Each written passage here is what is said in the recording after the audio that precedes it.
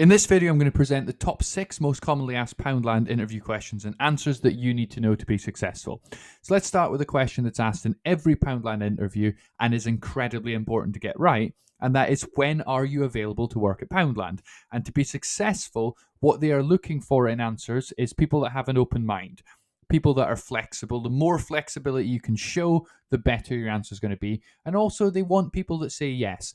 If they ask, can you work at this specific time, and you say no, you're basically giving them a reason not to hire you. If they ask about a specific time, it's because they're very interested in that time, and you want to try as much as you can to say yes. If you can't work those times ever, you will have to say no, but remember that that's going to reduce your chance of getting the job because they've asked about it for a reason.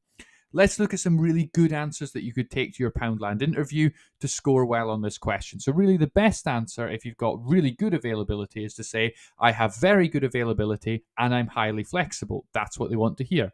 I could work shifts throughout the entire range of Poundland opening hours.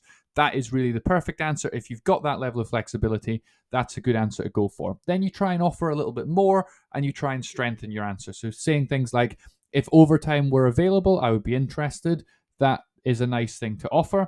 You can also say, if they say on the advertisement for the job what times they're interested in, you can say, I'm very happy with the hours on the job advert and I can commit to these.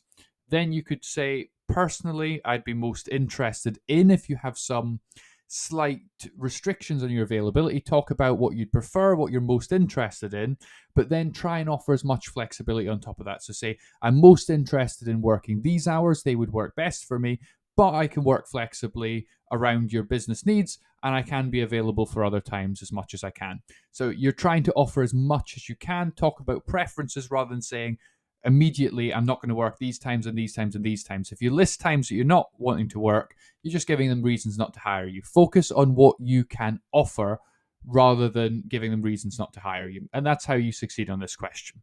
Let's now look at, what can you tell me about Poundland? And if you're going for an interview for any job, research the company and make sure you know about them. And in this section, I'm going to give you a list of facts that you can just write down, remember, and talk about in your interview that will show that you've done the preparation and get you past this question.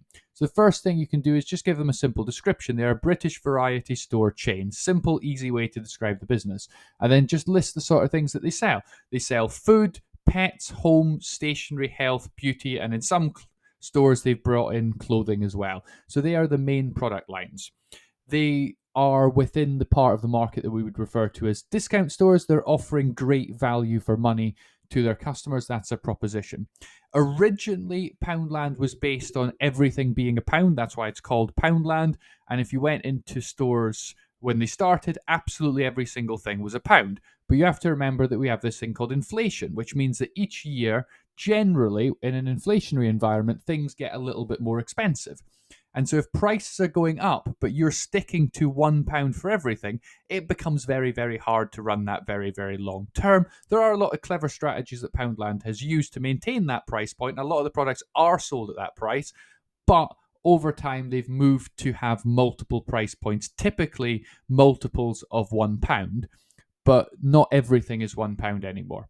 They have their own brand, so things like Twin Peaks are a brand that you can only get at Poundland, and so that means that they can offer products that are very similar to products that customers are used to, but they don't have to spend so much paying the brands for those. They can create their own brands and pass those savings on to customers.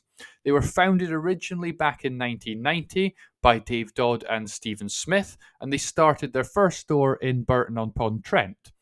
They also bought out the company 99p stores, and that's one way that they expanded quite rapidly.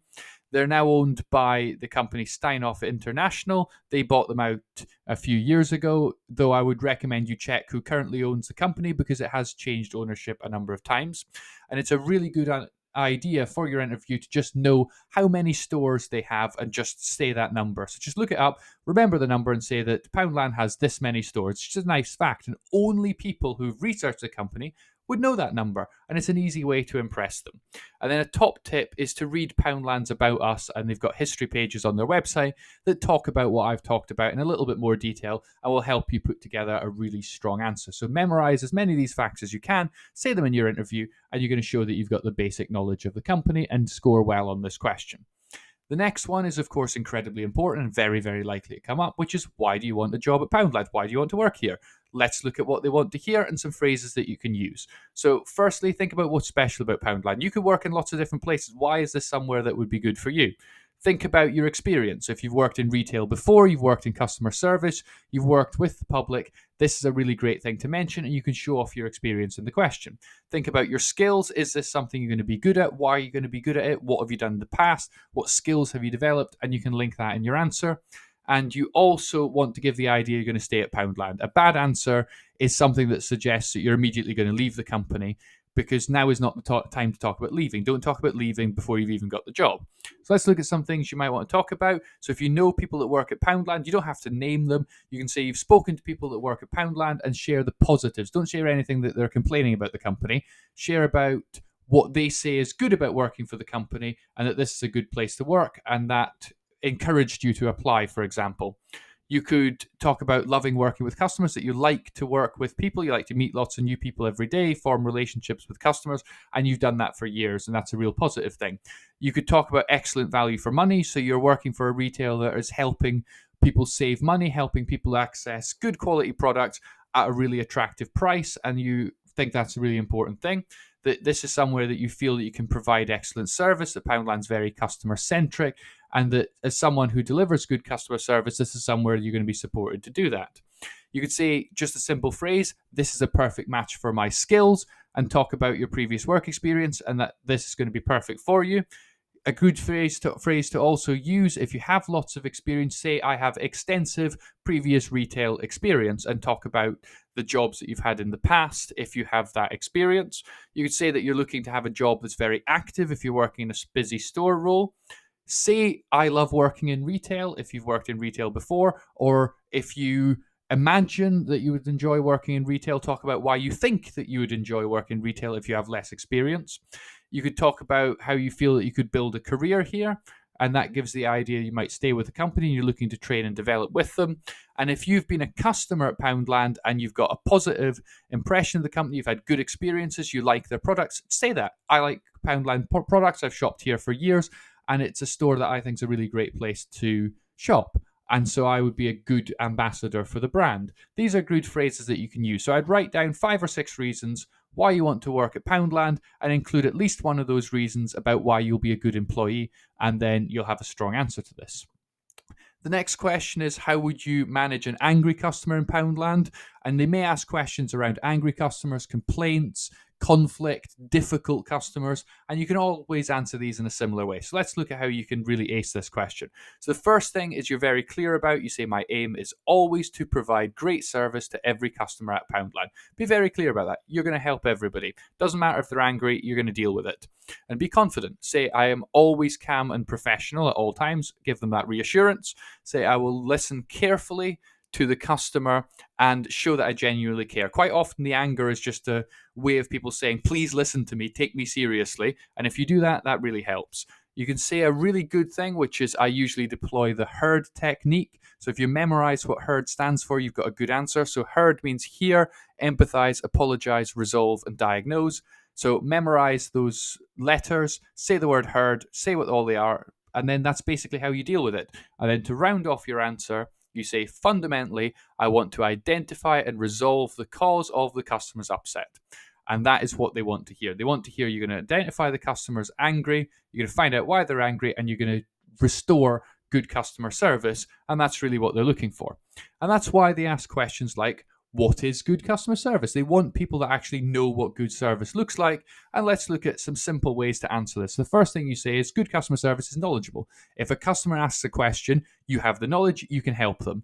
That's the first thing that good customer service starts with, that it's consistent. It doesn't matter who you speak to in the store, it doesn't matter which store you go into, you're going to get the same good level of service. It's not hit and miss, it's consistent. Then it's friendly and warm. So the people who work in Poundland to deliver good customer service have to actually care about customer service.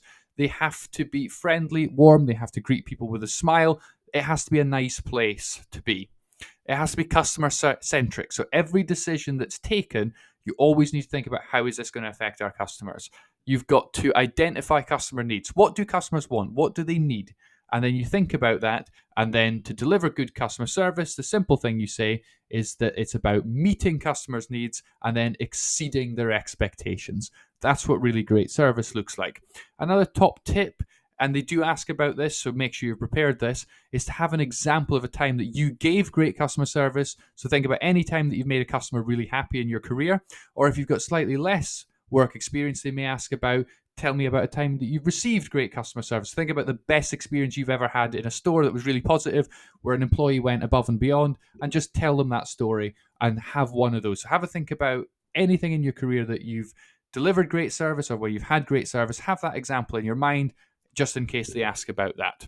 And then before we finish, here are some questions that you might want to ask them at the end. So they might say, do you have any questions for us? Here are some of my suggestions. So could you tell me what originally attracted you to join Poundland and what you enjoy most about working here?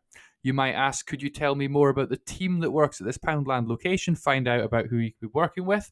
You could ask what progression and training could potentially be available to a high-performing employee at Poundland over a 3 to 5 year period, giving the idea that you might stay with a company, you're looking to develop, you're looking to constantly get better. That's a nice question, especially if you're ambitious.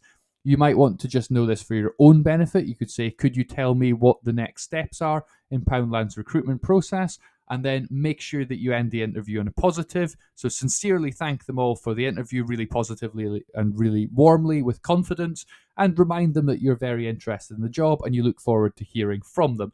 And that's how you end the interview very nicely. Things that you don't ask about moving to another store. They're interested in staffing here, not somewhere else. You're going to cause problems for the manager. Don't try and negotiate your pay before you've got a job offer. That's not a good idea. And don't ask about what the holidays are, how many days holidays I get. Look that up before. Now is not the time to be discussing holidays. And don't ask about taking time off. It's very negative that you're immediately thinking, how much time off can I get before you've even got the job?